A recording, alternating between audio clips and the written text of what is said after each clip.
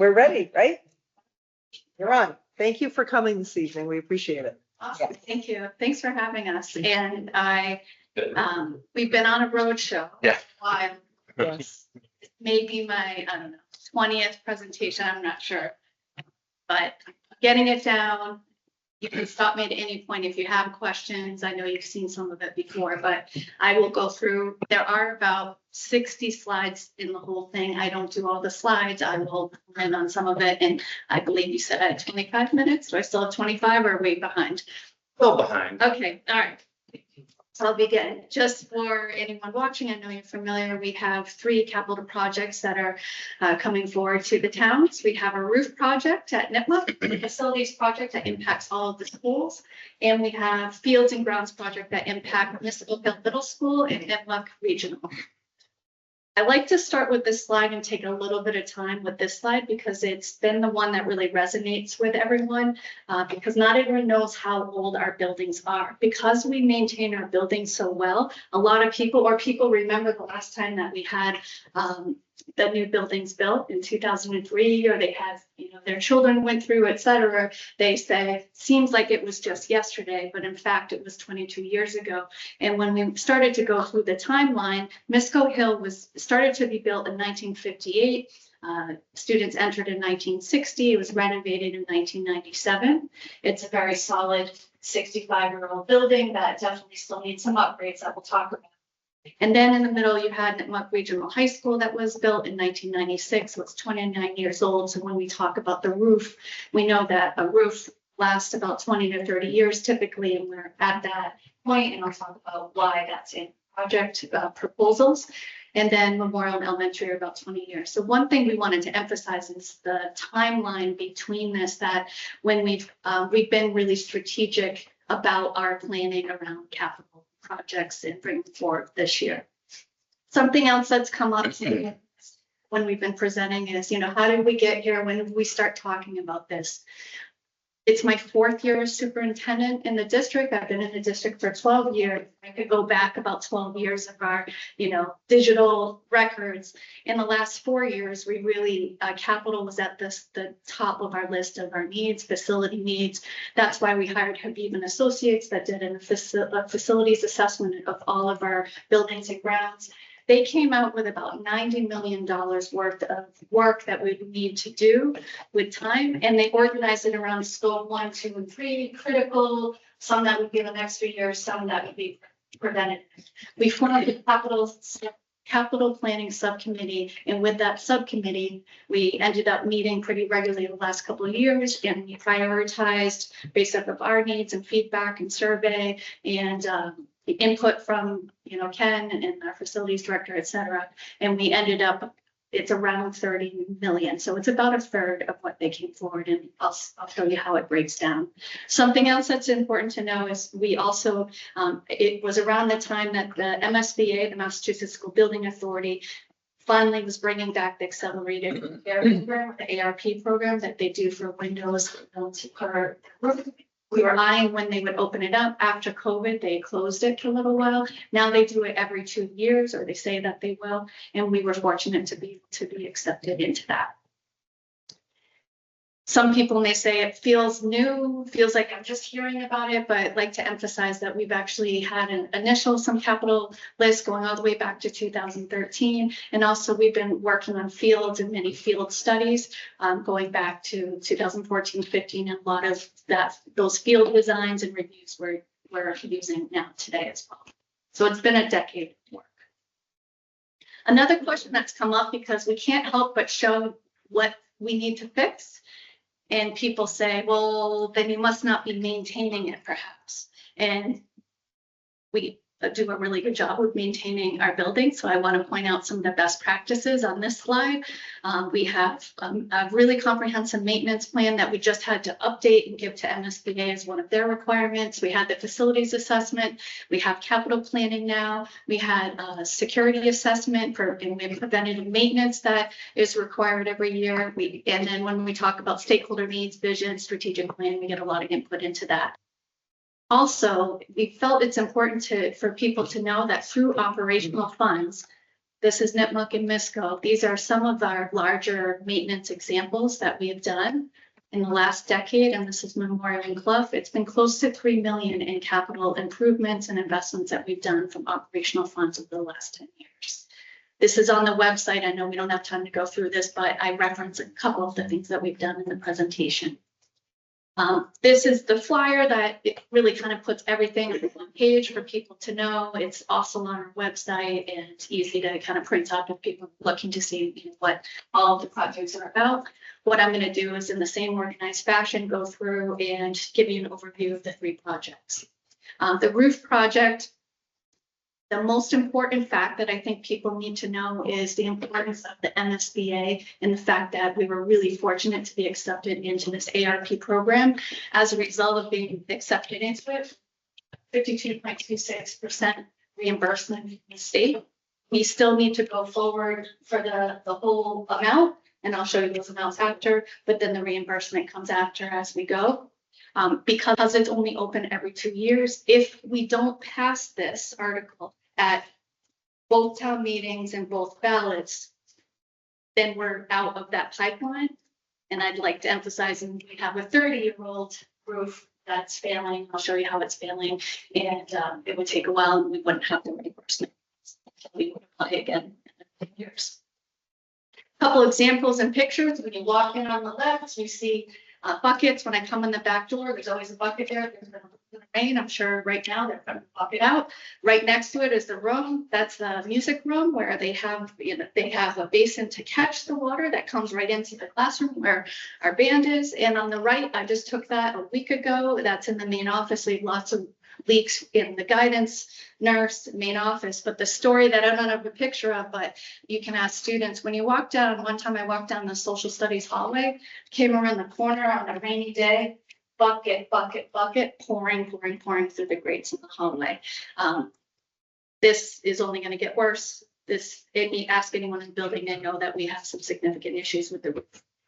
Some people have asked, well, why does it cost so much for a roof? I felt that this is a really good picture that we had because it shows how large the building actually is when you can see it from above, and when you're next to it, you don't quite notice it. But as we know, it's typically a roof would last about 20 or 30 years. Part of what will be replaced is also the EPDM roof membranes. That's that black part right there. That's part, and that also will be reimbursed.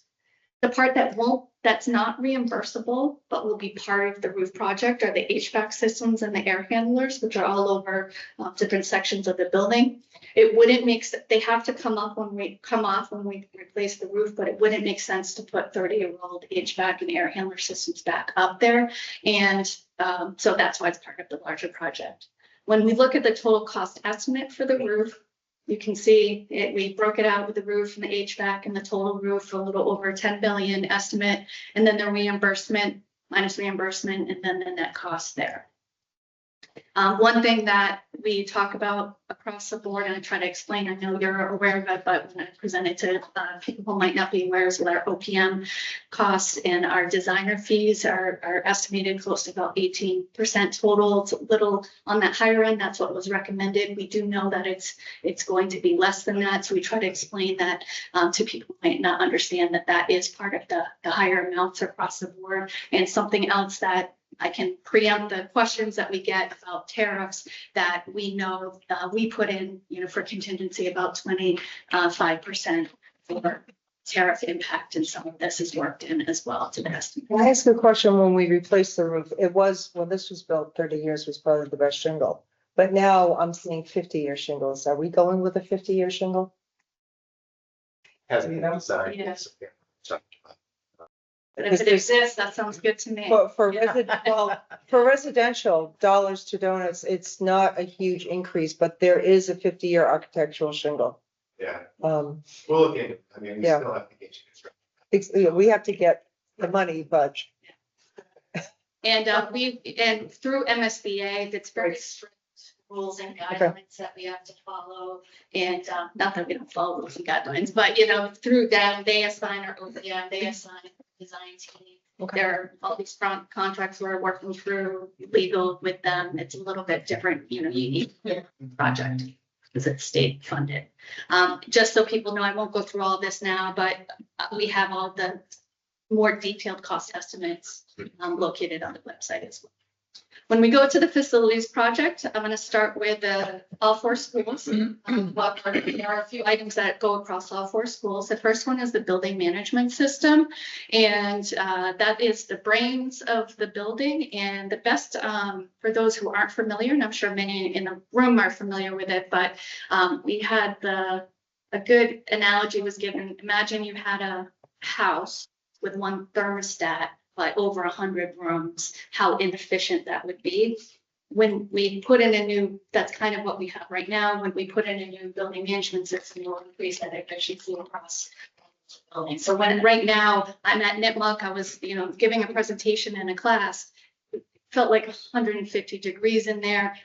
Then they're opening the windows, right? Because it's so hot. And another part of the building, it's really freezing. And these systems, because they're pneumatic systems at the Nipmuc and Misco, the older buildings, we know that they're inefficient, and a concern is that some of them will end up not working and be able to work their brains with all of our systems. Feel free, this is usually your slide, but jump in if I miss something. All right. Security card access system at all 4 buildings. This came out of our Homeland Security assessment that we had.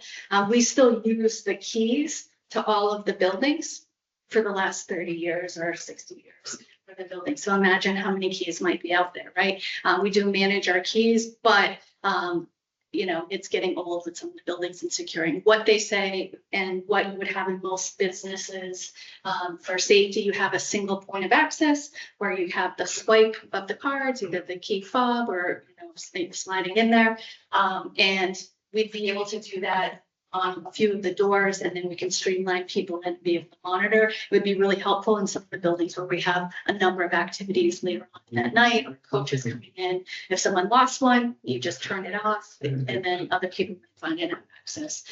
This I've put in earmark requests for the last few years. Haven't received it yet. I have put in grant requests in the past. Haven't received it yet. We are trying to look for other ways. If we were to get other funding, then we would pull it out of here and reduce the cost here, but it is really important to us to have the increased security.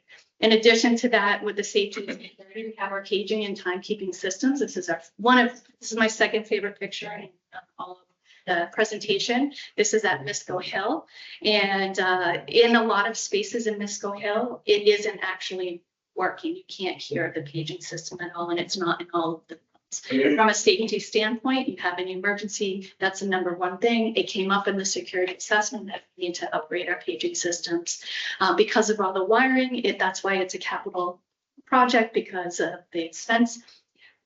We don't talk about the timekeeping too much, but I want to tell a story that at Nipmuc, as an example, we call it Nipmuc time because we reset all of the clocks in the building, but for some reason they lose time. We're always about 5 minutes behind regular time in the world.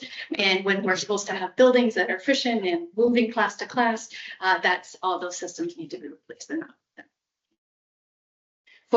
In addition, at Nipmuc, when did we do the Misco data cabling? Did it about 2006. Okay, we replaced the data cabling at Misco. Now it's time for us to do it at Nipmuc. It goes back to 1996, so it needs to be upgraded from Cat 5. We have so many things that are working out into the system, but we're finding that there are glitches and it's not working as well. Telephone security camera sensors, wireless access points, etc. Auditorium seats and carpeting. When you are far away and you look at that picture on the left, you go, oh, that looks really nice, right? When you get up close, you're actually looking at seating, fabric seating that lots of people have been in for the last 30 years. It's getting a little bit worn down, but more importantly, there are a number of broken seats. We think 30 to 50-ish range. We try to fix it, but the parts, you can't get the parts anymore. In addition, if you look at the carpet, that's a ripped carpet. That is when you walk right into the auditorium. It's ripped right down the middle. It gets worse every year. If we were to replace the carpeting, then you have to pull all the seats out. And so it makes sense too, as it being, done all together. In addition, we'd be looking at flooring and tiling in the classrooms. This is an example of one of the classrooms at Nipmuc that is starting to rip again, close to the For our MISCO, this is my favorite picture though of the presentation. This is the oil field transformer from 1958, which clearly has exceeded its 20 to 30 year lifespan. When we think of issues that could make the building and school not happen on the list, too many that are like that critical, but this whole system, the electrical system, is one. We are working with National Grid with some of the replacement potential here, but what goes along with it is the switch gear. And even though I don't know all the technical ways it works, but the stories they say, if we would ever do a reset and pull that switch down, we know the power wouldn't come back on. We never do that. We also don't have a generator, which I like to talk about, because I'm the one who has to always call school when the power goes out, and it happens sometimes in the middle of the school day. And what happens, it's pitch black in the building. We have some battery operated, but you can't keep students there very long, and there's no water, there's no using of the bathrooms, etc. And it can take, with all the busing, if we have more than one school and goes out, we might have to dismiss them in the middle day, or say the storm comes in. It takes an hour, a couple hours in order to then have people be, it will go out because where MISCO is located, you have power coming in from Mendon on one line, and you have power coming in from Upton on one line. And I always like to say, even though I know we all do a great job, I see them out there like working on the tree branches so it doesn't take the wires down. But some of these really windy storms, as we know, just happened tonight, takes trees down, takes the wires down, and then that means we're in school. But I'd like it to be an emergency location as well for Mendon if there was ever an emergency. So this is the generator, which would work with the switchgear, which would work with the new transformer. At MISCO, the bathrooms, they're the number one complaint that we get from our students. We do work in a lot of ways to try to upgrade them, but one thing that a lot of people don't know is that they were built for elementary school students. So all of the bathroom fixtures are not the size of middle school and almost high school age students. And we redid one of the bathrooms once, but what we learned is that the cost of all the piping and everything, in operational funds, we can't do all of them, which is why this is a capital project. This is a picture of the lockers, the back D wing. It's the one part of the building in MISCO that was not renovated. And this is where fifth graders use it. Clearly, it needs to be replaced. That's why we put it in. Flooring and carpets we have been working on. We were fortunate to get some grant funding that we were able to apply. So we worked on some of the classrooms, huge difference in the feel of the classroom. It's a solid building, but it just needs some, upgrades to make it better, a better learning environment. And then at Memorial and Clef, we have the window sealants that go around the windows. They're all dried up. It's kind of hard to see in the picture, but they're all dried up after 22 years. And as a result, there's water getting in and causing damage. So I was over at Clef Elementary, water's getting into the library and damaging, some sections of the library. We want to take care of that.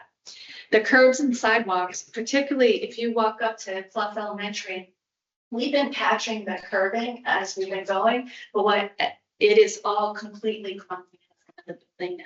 And even though we've been trying to fix it, it really is a safety hazard and needs to be completely redone, which is why that's in there. That's a high safety priority for us. So for the overarching facilities project that's going forward, you can see it's over 11 million. And again, I mentioned the design and OPM costs, the percentage we have, we anticipate goes down. We did break it up if people wanted to look at how much things were at each of the schools, Nipmuc, all the estimates, you can find that up there. But for time, I'm going to keep going. The Fields and Grounds project, we organized it just so people understand around what we need to work on at MISCO, and then what we need to work on at the back field at Nipmuc, and then the front field at Nipmuc. I know sometimes people focus on the turf field or the front field at Nipmuc, but it's actually about all of the athletic fields and grounds that need to be worked on.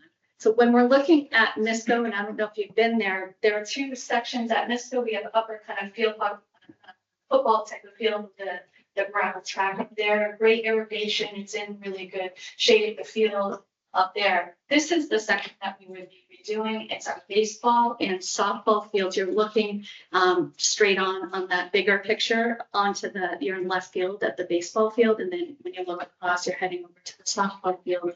You can see the state of the grass in that field. It's really compacted. Something that doesn't quite show up in this picture, but on the website, we have a lot more visuals for people to look at. This is also our soccer field for youth. This is also our field hockey field for youth. This is also our flag football field. This is also what we use for gym class. And it is used year round, and it's very unsafe. We have people from other towns that refuse to play at both of our schools. We have people who have come and taken pictures of the field hockey field and said, I can't believe it's this bad. I'm going to take pictures and show people. Like, we had hear these stories about our softball field, where the mound is. I won't go on, but you can get a sense. That's at Misco. When we go over to Nipmuc, we have the front and the back. I'm going to show you the pictures. This is the front field I'll talk about in a second. And then we have the back field back there. So going back to this one, we have similar issues of uneven terrain, divots and holes, safety issues for athletes and spectators. I really want to emphasize the lack of accessibility, because a lot of people might not know this, to the fields, and no walking path for community engagement. Part of what the project would be, when you look at where it's flooded, I'm pointing here, but in the upper right, that is how you get over to the back field. There's a portion where you're walking into the back fields. It floods all the time. That would all be paved coming in. And I try to emphasize that there have been some issues where we had to get emergency vehicles. I've heard stories of past, like, you know, there have been some, you know, big issues that happened over all the years. And it's really hard to get even emergency vehicles in the back. But if you have any mobility issues, it's very difficult to get back to those backfields too, especially when it's that kind of state. What we intend to do is put a walking path that goes all around the field. I'll show you just what that looks like, and which helps people to understand it. And that would be an accessible path for any vehicles that would need to go for working on lawns. But also it would be a walking path that would be close to 1 mile for people to use in the community. People might not know we have no lighting on any of our fields at high school, which is highly unusual. What that means is for utilization, and we do use these fields and we want to be able to use them more, especially for youth and other sports. What ends up happening is, you know, it gets dark and then you're done using fields. With having a turf field in the front and then the increase of the lights, not only would you'd be able to extend the use of the field, but I told this story in the past when we met and presented like a while back, the story of, if you have lights on a field, we have this 1 week of lights at Nipmuc, the whole community came. It was at least 1,000 people were at that Friday night football game. And then you have a lacrosse game, you have soccer games, and you have the ability to field hockey games to have them at night. And it brings people, it brings the community together, which is what we're looking to do at our high school. And it also is an ability to bring in revenue, because we can't host anything if we don't have lights, if we don't have a functional field. We're actually paying money to send our students to go to other fields in other places. Particularly, we have stories of lacrosse. Just this week, we had to go and play on all these other turf fields elsewhere, and we can't play and practice where we're at. A lot of people don't know we have an amazing track team and no track. And a lot of people go, oh, I didn't really thought about, we don't have a track, but we do have a track team. And when I talked to the track student athletes, they said they practice their hurdles. It's not the full length in the middle of the cafeteria. They run through the halls, they run up and down the stairs, and they run in our streets, but they don't have their own track and field. When they have a meet, we rent and we go to Douglas and we go to other locations, and we're not able to ever host anything here.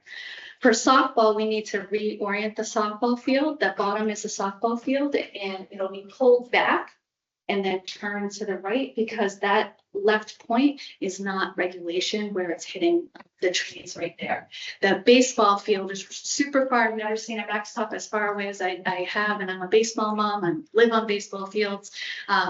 Than the one on our baseball field. It's completely also uneven, and all of what we're finding is it's all compacted. Like at Misco, the land is compacted, and we don't have irrigation there at Misco. Irrigation would solve part of the problem when we redo it. And so I forgot to mention on the Misco, here we have some irrigation. You can correct me if I say that incorrectly, but we had some shorter wells. We've been working on getting some deeper wells in order to help that, but we would be seeding and slicing all of that. I guess something on the wells. No, no, I've done a lot of this presentation. yeah. All right, doing all right.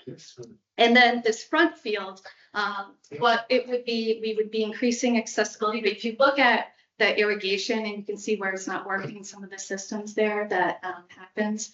And we often can't play on this field. One thing that if Bill Casey was here, he'd point out that line that goes up the middle that you can see the damage in the middle of the field. That's the edge of like all of our, netting, like goals and the damage throughout the overuse, because none of this, we wouldn't have any of these issues if we had the turf field ability. But on the right is where we would have the bleachers. So I'd like to show this right here, what the mock-up of it would look like. It would be turned. And then when you come in from Pleasant Street, you'd actually have, it'd be accessible to come in, and then you'd be at the top of the bleachers. This is similar to if you've ever been to Grafton, and that's where I live. When we built that school fields there, when you come in, I could bring my mom in her wheelchair right up to the edge. She could watch the football game. Everyone's standing there. It's just really easy to get to, and there's parking nearby. We would be adding parking also near, you can see on the bottom, closer to the fields for it to be accessibility. We want this to be community use. It's not just about Nitwalk, although that's part of it, right? And our students are coming through the system, but it's also for community events that we can have at these facilities. And so we're excited about that as well. Sometimes people also might know that when we built Nitwalk, we didn't have a football team, so it wasn't built for a football field. We converted the soccer field into a football field, but what you don't have is you don't have like the press box and the other amenities that you need to really have a full type of game for that, or other types of games that you have announcing, et cetera. And that's what it looks like right now. I like this picture because it shows you the overview. If you could imagine all of the edges of the fields where the walking path would go. And if you're familiar with the area, which I'm sure you are, because you're on Milton, you know there are other paths that come off, like the woods as well, that you could incorporate into like your walks around. So we're hoping that increase community use. For the Fields and Grounds project, it's all listed here, Nitwalk and Misco. There is even more detail on the website. This is as much as I could kind of fit in one slide. The total is 12 million.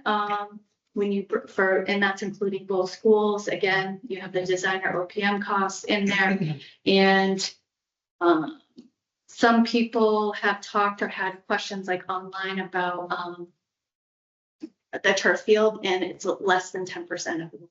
So it's not there's been some confusion of it's only about football. They only care about that. And trust me, I'm a football mom too, so I love that. But it's about 6 to 8 fields and impacting student athletes. And we have, a little under 600 students at Nitwalk, but it's not just those students, mostly all 3 sport athletes. It's also all of our younger students as well that are coming through and used by the community. So the total of all 3 projects, total cost estimate is listed here. Right now it's at that 34 million less the MSBA reimbursement of approximately 4 million, and the net cost is a little under 30 million. So that's a third of that original assessment that we were talking about. Tax impact, we did break it out by roof, by facilities, fields and ground. For people interested, on the website, you can actually plug in all of that. We have a calculator for you, but this is all projects. We've been told that the average home is around 620,000 in both the communities, so you can look to see what that amount might be. But if you're looking specifically, you can put your own numbers into our tax impact calculator that's currently on our website. Who helped create the calculator? Like, did they work with Kenny or? Yeah, we verified it. Yeah. Very good. It is that. Yeah, awesome. That's When great. you go to our website, I think it's important to point out 2 things. You click on the capital project there, it brings you to the main page. 2 places you can ask a question there or there. Flyer, the overviews there. All of the total project cost estimates there. Any of our presentations.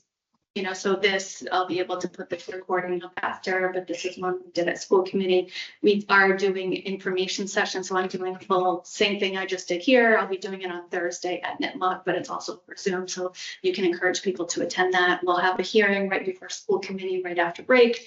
I also will then do a superintendent Zoom on Tuesday, right after break as well on the 29th. And I'm also we're willing to present to anyone, anywhere, as much as we're able to be in one place at one time, not 2 places at one time. And one thing to point out, the tax calculator is here, so you just can put it in, select the town. People are looking for that. We have info on our building committee that we have. And then we have, I'm very proud of this, I made it. A little chat bot where you can ask it questions. And I usually test it out in meetings. I won't test it out here, but if there isn't information or if it says, you can just let us know and we'll make sure we feed it the information where it's able to answer questions for people. And I'll stop there. That's Pretty good. I did, that was, It really, it gave me 25 and I was 30. I haven't been able to get under Really good. yet, but had I known, I will for town. would have hit the time. It will be that. I promise. I know it can't be. Questions, comments, Brett?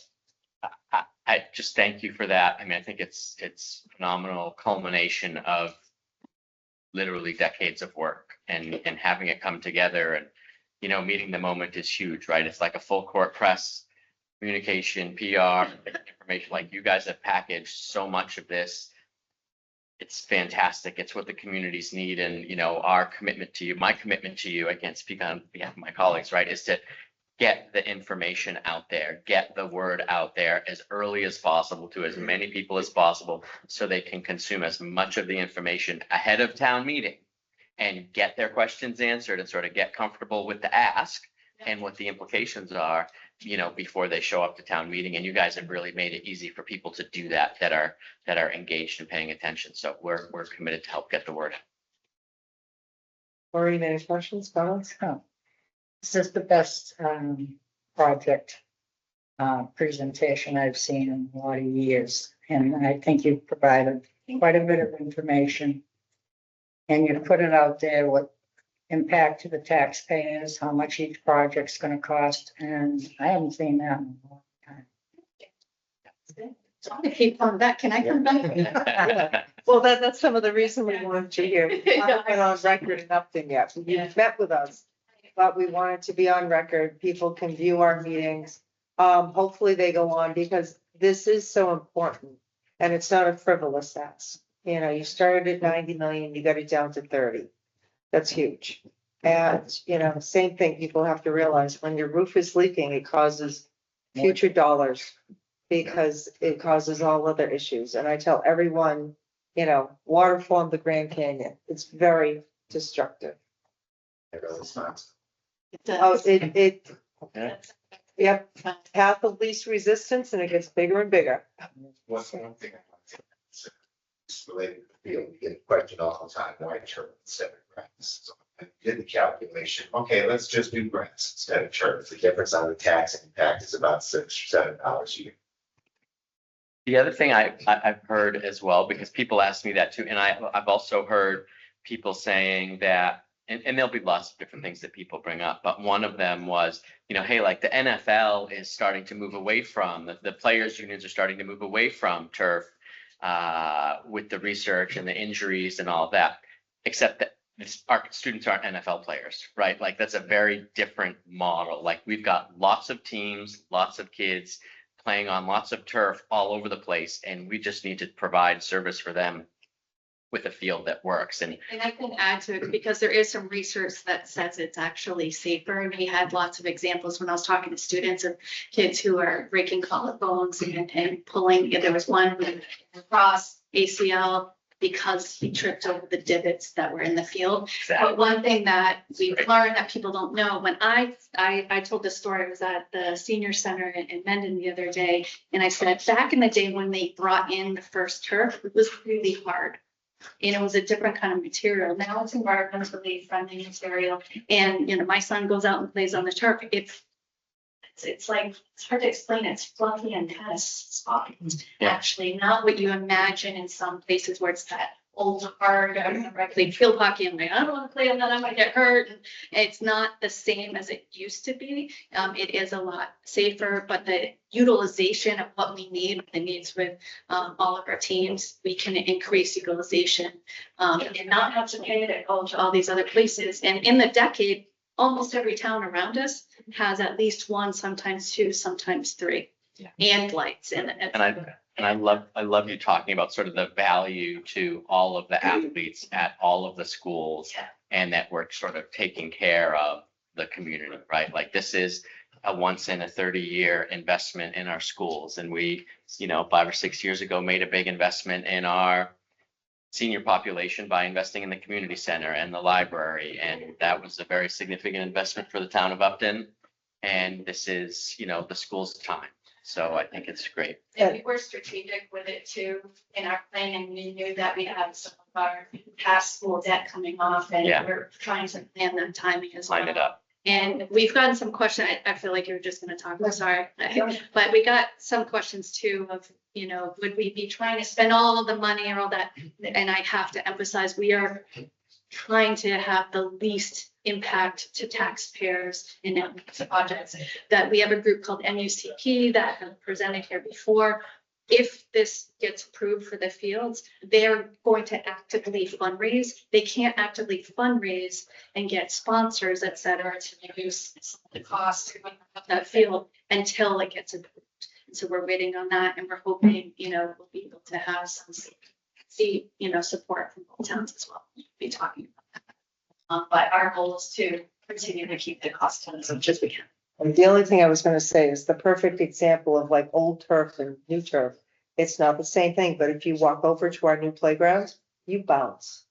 When you walk on the ground, you bounce. And that's the difference. I mean, we grew up on cement. And then you went to mulch, and then you went to a very hard packed, and then you went to a very hard packed metal sides with cement. We all made it. We went to a very hard pack, but I took my friend's grandson there the other day and I was like, oh, you bounce. So to talk about how far turf has come, it's not the same thing. But if you haven't been on one of the newer surfaces, that's the perfect example of it. Same with. Right.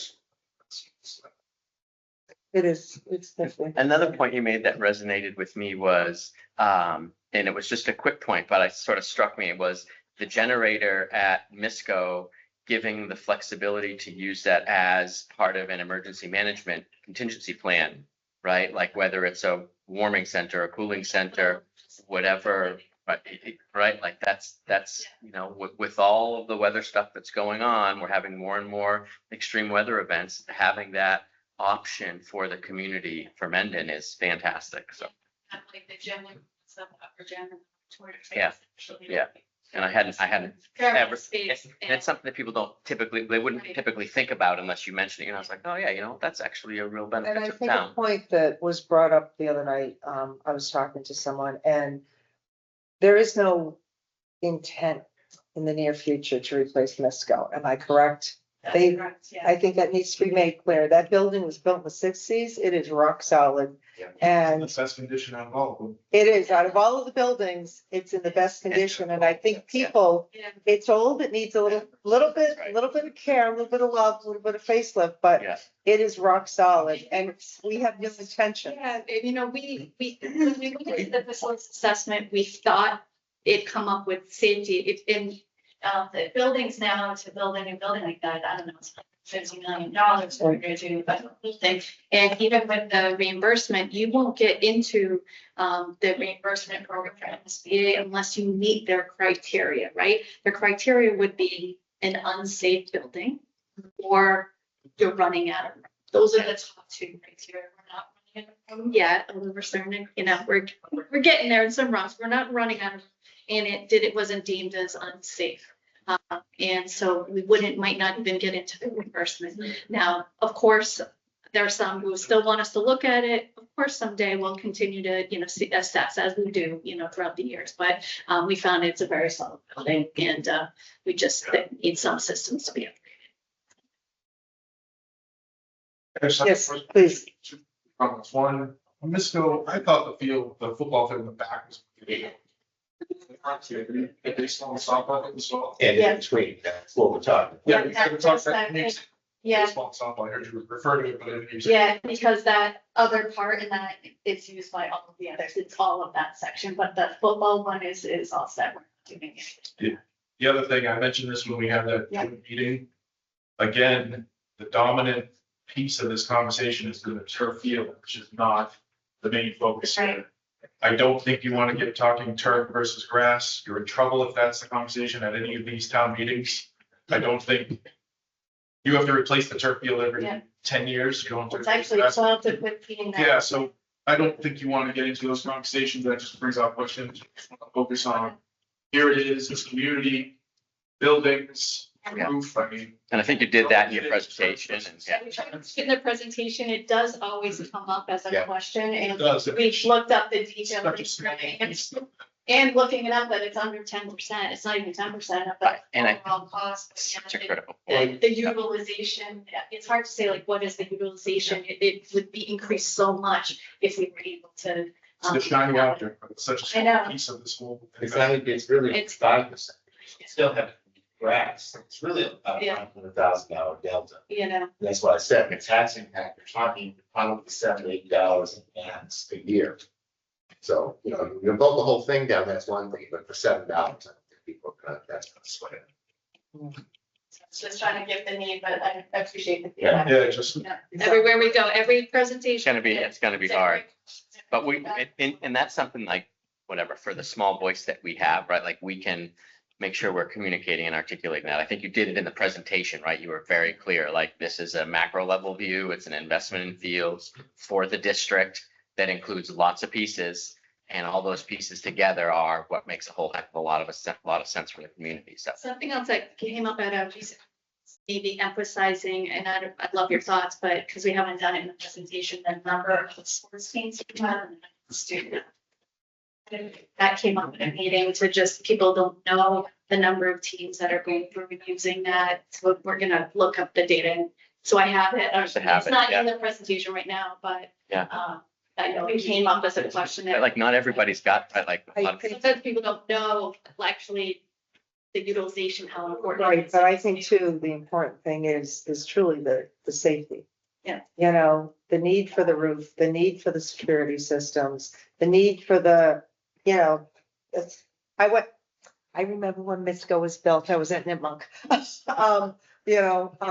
It's still the same, you know, but if God forbid there's a security issue or an active shooter, you need to be You able, need the pay to get- system. yes, You know. that is vital. Because It's not fluff, and that's what people need. It's not just fields. It's not just fluff. This is truly the health and safety of your children. And there is nothing more paramount, period. well, those energy management systems, that's part of what they do, is get the air exchange going, which is something. Which is also health and safety, yes. So, Anything else, Paul?